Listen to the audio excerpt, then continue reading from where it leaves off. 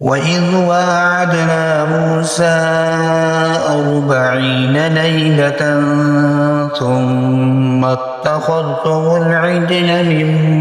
بعده وأنتم ظالمون ثم عفونا عنكم من بعد ذلك لعلكم تشكرون وإذ آتينا موسى الكتاب والفرقان لعلكم تهتدون وإذ قال موسى لقومه يا قوم إنكم ظلمتم أنفسكم باتخاذكم العجل فتوبوا يظنون أنهم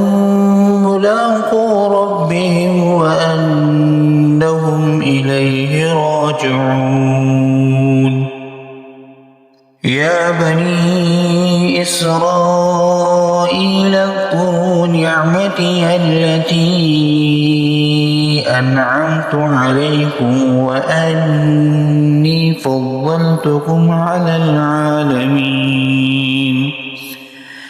واتقوا يوما لا تجزي نفس عن نفس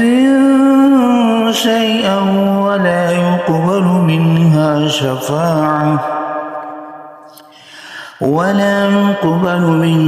شفاعة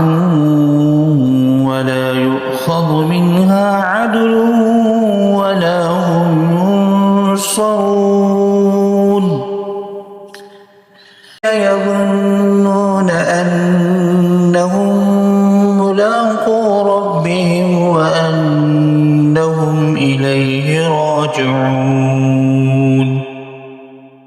يا بني إسرائيل اذكروا نعمتي التي أنعمت عليكم وأني فضلتكم على العالمين واتقوا يوما لا تجزي نفس عن نفس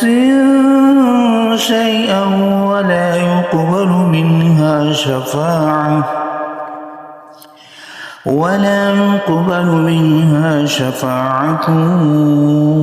ولا يؤخذ منها عدل